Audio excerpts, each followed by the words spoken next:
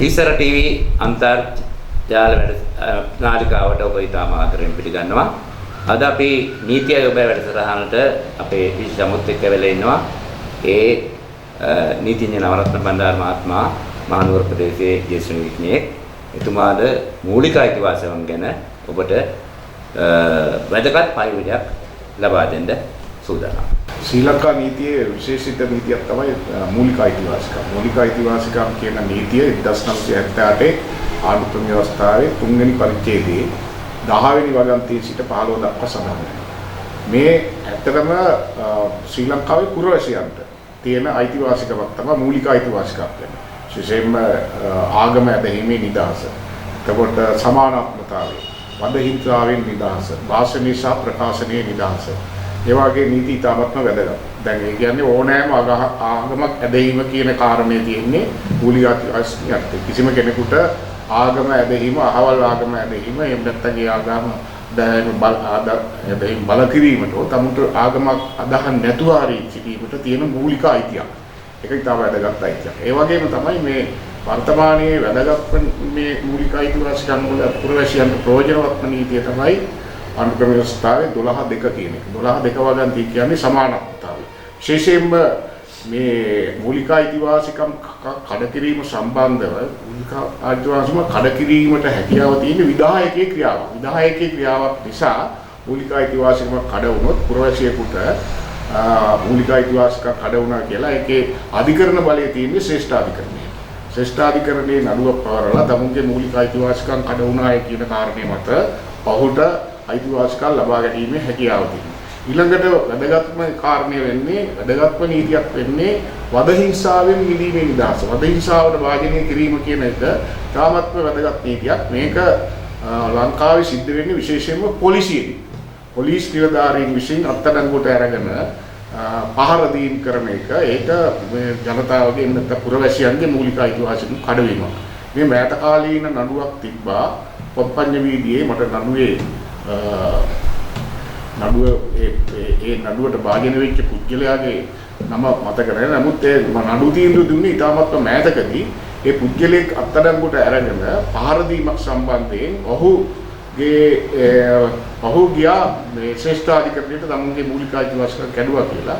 ඊට පස්සේ ශ්‍රේෂ්ඨාධිකරණයෙන් ඔහුගේ මූලික අයිතිවාසිකම් කඩ වුණාය කියලා තීන්දුවක් දුන්නා.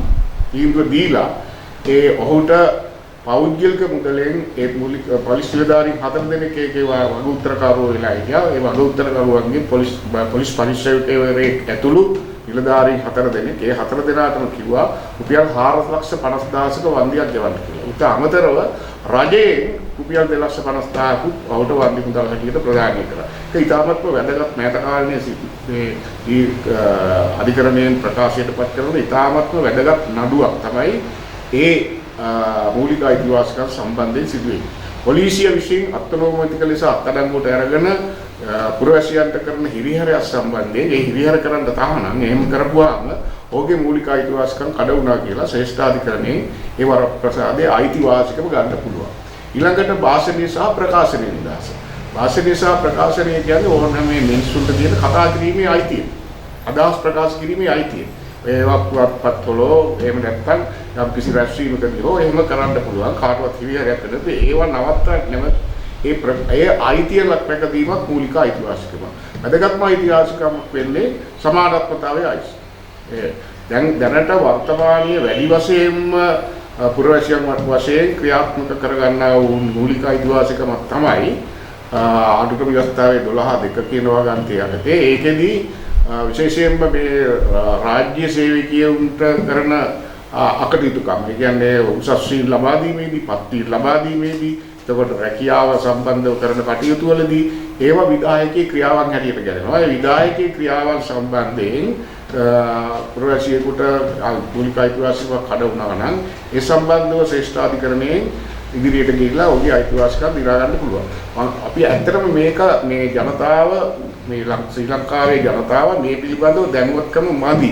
විශේෂයෙන්ම මේකට හේතුව තමයි ශ්‍රේෂ්ඨාධිකරණයේ ඉදිරියට යන්න ඕනේ. එතකොට මේකේ වැදගත්ම දේ තමයි දැනට තියෙන මේ නීතියේ යම් අඩුපාඩුකම් ගොඩක් තියෙනවා. මේ අඩුපාඩුකම් හැටියට තියෙන්නේ අපි විශේෂයෙන්ම මේ කොළඹ විතරයි ශ්‍රේෂ්ඨාධිකරණයේ තියෙන්නේ. එතකොට කොළඹ පිට ඉන්න කෙනෙකුට කොළඹට ගමන් කිරීම සහ ඒ නඩු පැවරීමට තියෙන අපහසුතාවය. ඒ අපහසුතාවය නිසා මෙවැනි මූලික අයිතිවාසිකම් නඩු පැවරීම ඉතාම අඩු වෙලා තියෙනවා.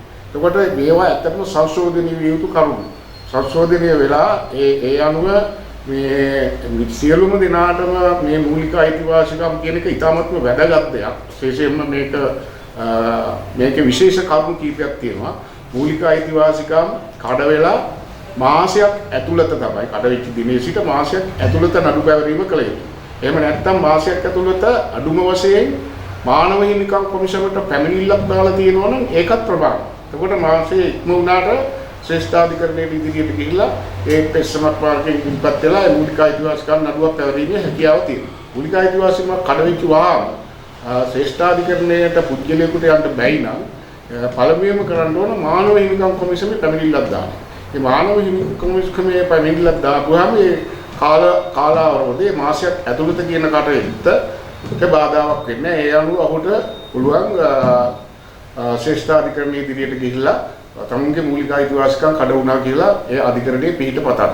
විශේෂයෙන්ම දැන් මෙවැනි අවස්ථාවලදී තව තියෙනවා මේ මූලික අයිතිවාසිකම් කඩ වෙලා මාසයක් ඇතුළත ඔහුට ශ්‍රේෂ්ඨාධිකරණයේ ඉදිරියට යාමට බැරි වෙන්න විශේෂිත හේතු තියෙනවා. ඒ විශේෂිත හේතුවක් මත අධිකරණයට කරුණු දක්වුවොත් මට මේ මාසය ඇතුළත එන්න බැරුණේ මෙන්න මේ විශේෂිත හේතුව නිසා කියන කාරණේ. ඒ කාරණේ අධිකරණයේ ඉදිරියේ කරුණු දක්වලා ඒ අනුවත් ඒ ප්‍රමාදයේ කාලයේ කියන කාරණේ මගහැරලා අයිතිවාසිකම් දිනා ගැනීමේ හැකියාව තියෙනවා. උදාහරණයක් ඇටියට පසුගිය කාලයේ වහවානුවේ තිබුණා මිනිස්සුන්ට එළියට එන්න බැරි තත්ත්වයක් තිබ්බා. ඒ කියන්නේ කාගෙන් හරි තර්ජනයක් තියෙනවා විශේෂයෙන් යුද්ධ කාලේ. ඒ යුද්ධ කාලේ එහෙම මිනිස්සුන්ගේ මූලික අයිතිවාසිකම් කඩ වුණාට ඒගොල්ලන්ට අධිකරණයට තියා පාරේ බැලවත් යන්න පුළුවන් කමක් තිබෙන්නේ නැහැ. එවැනි අවස්ථාවලදී ඒ විශේෂිත කරුණ අධිකරණයේ ඉදිරියට ගිහිල්ලා ඔහුට පුළුවන් මේ මගේ මූලික අයිතිවාසිකම් කඩ වෙලා තියෙනවා. ඊළඟ කාරණේ තමයි කාලේ ඊට පස්සේ විධායක ක්‍රියාවක් වෙන්නේ. විධායකය විසින් තමයි මේ ඔහුගේ පුරවැසියාගේ අයිතිවාසිකම් කඩ වෙලාද නැද්ද කියලා මේ කඩ වුණා කියලා විධායකයෙ විසින් කරන ක්‍රියාවකින් තමයි මේ කඩ වුණා කියන එක ඔප්පු කරන්නේ. ඒක නිසා අද වර්තමානයේ පුද්ගලික ආයතනවල ඉහළ නිලධාරීන් විසින් ඒ ආයතනයේ සේවකයින්ගේ අයිතිවාසිකම් කඩවීම සම්බන්ධයෙන් මූලික අයිතිවාසිකම් නඩුවක් පැවරීමේ හැකියාව නැහැ. මොකද ඒක විධායකයට යටත් වෙන්නේ නැති නිසා. අන්න ඒක තමයි මම කිව්වේ අඩුපාඩු. ඒ වෙලී අඩුපාඩුත් තියෙනවා. පුද්ගලික ආයතනයේ ඒ සේවකයෙකුට මූලික අයිතිවාසිකම් ගණයට නොයටද කියන්නේ ආණ්ඩුක්‍රම ව්‍යවස්ථාවේ ඒක ඇතුළත් කරලා නැහැ. ආණ්ඩුක්‍රම ව්‍යවස්ථාව ඇතුළත් කරලා තියෙන්නේ මූලික අයිතිවාසිකම කඩ වෙන්න ඕන විධායකයෙකු විසින්. ඒකට විධායක වෙච්චාම රජය වෙන්න. රජයේ විධායක විසින් කඩ වෙච්ච කරුණක් සම්බන්ධයෙන් තමයි ඔහුට අධිකරණයට යන්න පුළුවන්. ශ්‍රේෂ්ඨ අධිකරණයට යන්න පුළුවන්.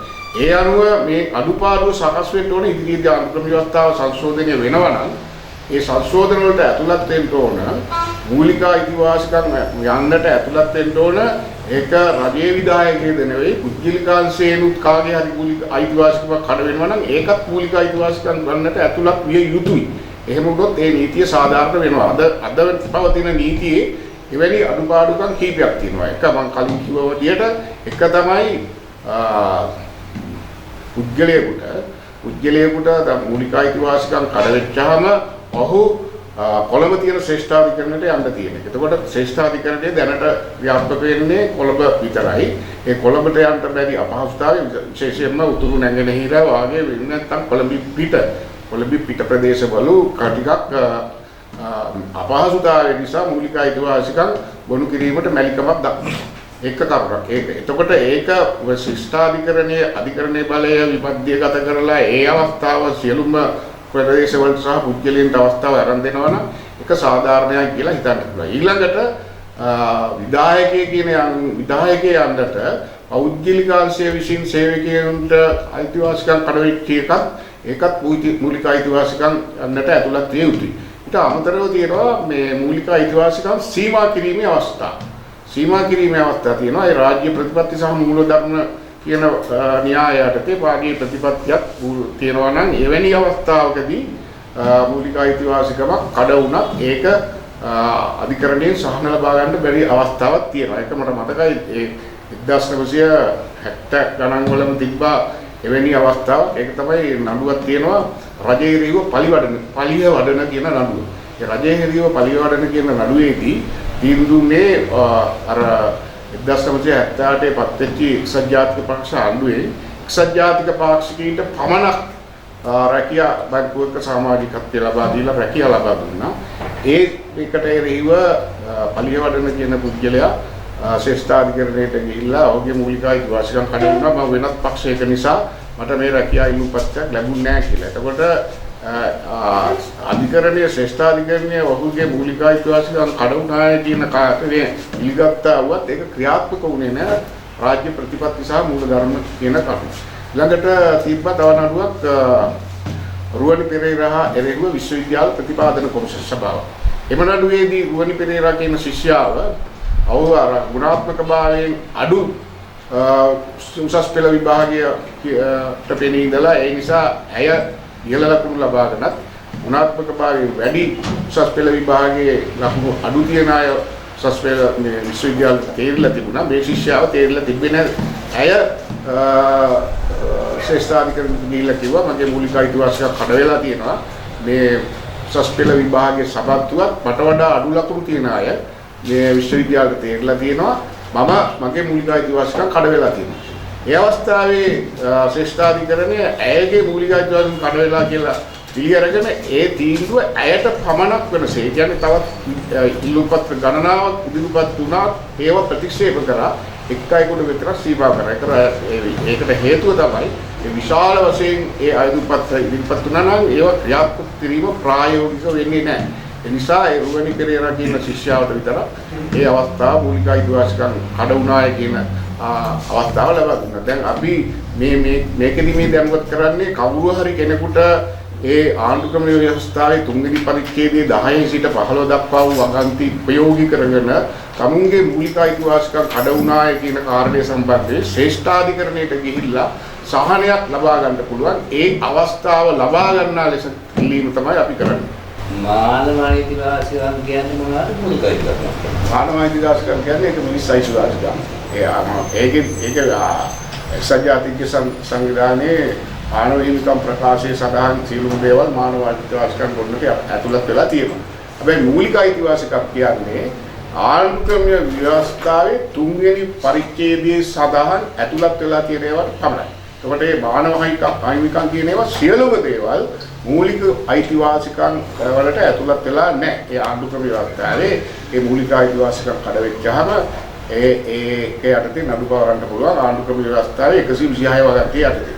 ඒක තමයි පැහැදිලිව සඳහන් වෙන්නේ. ඒතකොට මානව හිමිකම් කියන ඒවා මානව හිමිකම් වලට යටනවා විශ්වගේ ආහාර, ජලය නොයෙකුත් ඒවා. හැබැයි ඒවා මූලික අයිතිවාසිකම් වලට ඇතුළත් වෙන්නේ නැහැ. මූලික අයිතිවාසිකම් වශයෙන් විශේෂයෙන්ම සඳහන් කරලා තියෙනවා. සඳහන් කරපු ඒවා කඩවිච්ච අවස්ථාවකදී විධායකයෙකු විසින් කරන ලද කඩකිරීම සම්බන්ධයෙන් ලංකාවේ පුරවැසියන් ඒක පුරවැසියන්ට විතරයි ඒ අයිතිවාසිකම් තියෙන්නේ. සියලුම අයට අයිතිවාසිකම නැහැ. ඒ සම්බන්ධයෙන් මූලික අයිතිවාසිකම් නම් පරිදීම සහ ඒ සහනය ලබා ගැනීම සම්බන්ධයි.